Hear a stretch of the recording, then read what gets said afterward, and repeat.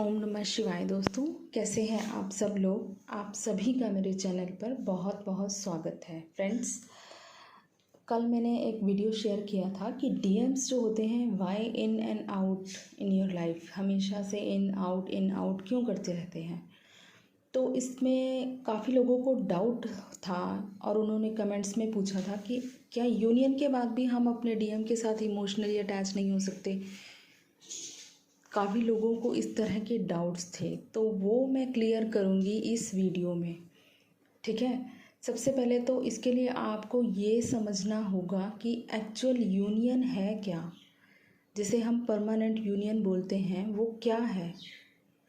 ठीक है, permanent union वो स्टेज होती है जब आपकी और आपके डिवाइन काउंटर पार्ट की जो सोल है वो मर्ज होके डिवाइन में मर्ज हो जाती है परमानेंटली। ठीक है, आप लोग लस्ट, डिज़ायर, एक्सपेक्टेशंस से इतना ऊपर उठ जाते हैं, इन चीज़ों की आपकी लाइफ में कोई जगह ही नहीं रह जाती है। आपकी जो पूरी लाइफ है डिवाइन को सरेंडर हो जाती है, वो होती है परमानेंट यूनियन की स्टेज। आप दोनों एक ही एनर्जी फ्रीक्वेंसी में होते हैं उस टाइम पर, दोनों इतने हाई वाइब्रेशन में होते हैं और डिवाइन के लिए सरेंडर हो जाते हैं परमानेंटली। जो सोल पर्पस आप लोग करते हैं साथ मिलकर, जिसके लिए आप लोगों को इस अर्थ पर आने के लिए जन्म मिला है, वो सोल पर्पस जब आप दोनों साथ में इकट्ठा स्टार्ट कर देते हैं यूनियन के बाद, तो वो स्टेज होती है आपकी परमानेंट यूनियन की। क्योंकि तब आप लोगों की जो एनर्जी होती है वो डिवाइनली गाइडेड एनर्जी होती है। आप खुद पूरी तरह से डिवाइन हो जाते हो, जिसे डिवाइन फेमिनाइन कहते हैं, वो डिवाइन फेमिनाइन बन जाते हो और आपके काउंटर पार्ट भी पूरी तरह से डिवाइन मैस्कुलाइन में कन्वर्ट हो जाते हैं। तो ये सब इतनी जल्दी और इतना आसान नहीं होता जो परमानेंट यूनियन है।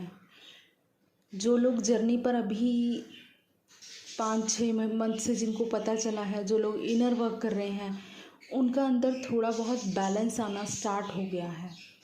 ठीक है, वो लोग सोच रहे हैं कि बस हमारे अंदर बैलेंस आ गया, उनके काउंटर पार्ट की उनके पास कॉल आ गई, तो उनके लिए वो ये सोचते हैं कि बस यही यूनियन है कि हमारे पर्सन जो नो कांटेक्ट में था इतने टाइम से, वो हमारे पास लौट के आ गया और ये यूनियन हो गया। No guys, this is not union. ये आपकी एनर्जी शिफ्ट हो रही है इनर वर्क के थ्रू, तभी आपके काउंटर पार्ट आपको अप्रोच कर रहे हैं। इसीलिए मैंने बोला कि इस टाइम पर ही आप लोगों को ध्यान रखना है। जब आपके पर्सन, आप लोग इनर वर्क अभी स्टार्टिंग की जर्नी में, बहुत टाइम लगता है परमानेंट यूनियन में, आपकी शैडो साइड्स को रिलीज़ करने में, आपकी सारी लेयर्स उतारने में। कई पास्ट लाइफ से आप लोग इस लेयर्स लिए हुए हो अपनी सोल पर, उन सबको उतारना पड़ेगा, सोल को प्योर फॉर्म में लाना पड़ेगा। आपकी सोल मर्जिंग होगी आपके काउंटर पार्ट के साथ, देन आपकी परमानेंट यूनियन होती है। ठीक है, तो इस स्टेज तक आने में वक्त लगता है, पेशेंटली खुद पर काम करना पड़ता है। और जो लोग इनर वर्क करके थोड़ा बहुत बैलेंस होते हैं, उनके पर्सन की कॉल आ जाती है या वो नॉर्मल उनसे बात करना स्टार्ट कर देते हैं, तो आप लोगों को लगता है कि ये हमारा यूनियन हो गया है।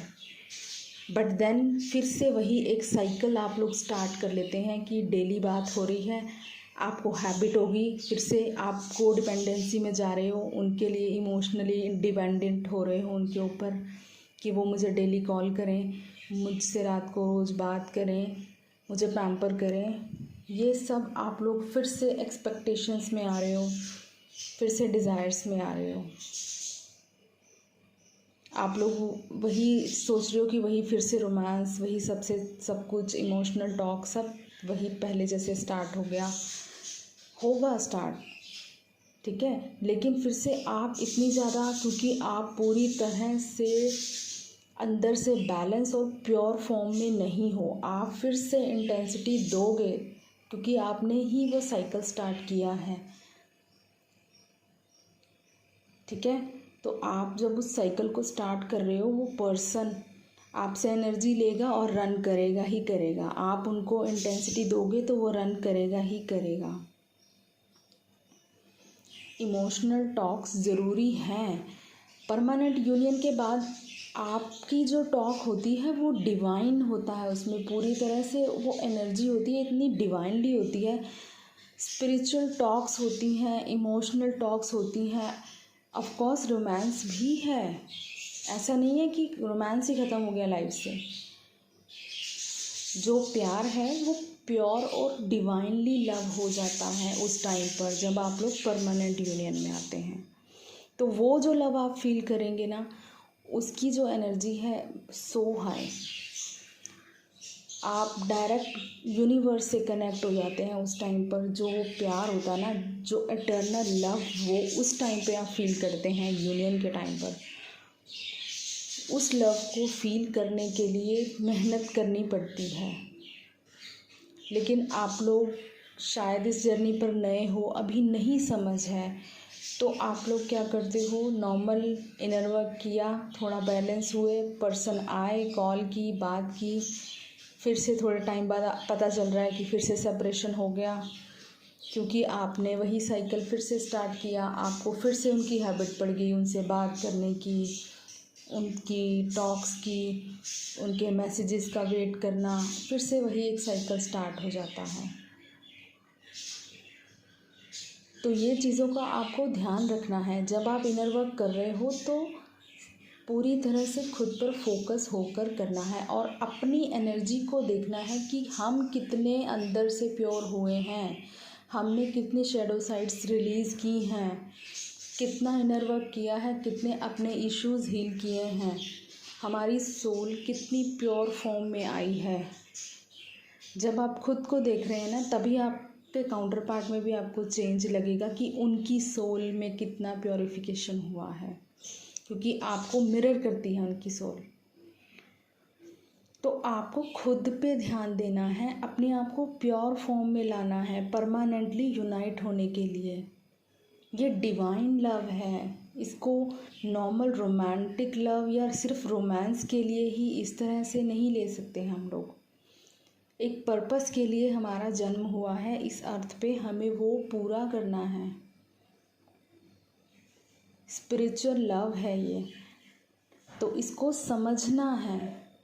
मैं इसलिए आपको बता रही हूँ कि बहुत से लोग न्यू हैं इस जर्नी पर, वो इनर वर्क करते हैं लेकिन फिर से वही लूप में फंसते जाते हैं, क्योंकि इनर वर्क करते हैं, उनकी एनर्जी हाई वाइब्रेशन में जाती है, उनके पर्सन उनको कांटेक्ट करते हैं, उनको लगता है कि ये जस्ट नॉर्मल यूनियन हो गया, तो दिस इज़ नॉट यूनियन, ये आप फिर से लूप में फंसने वाले हैं।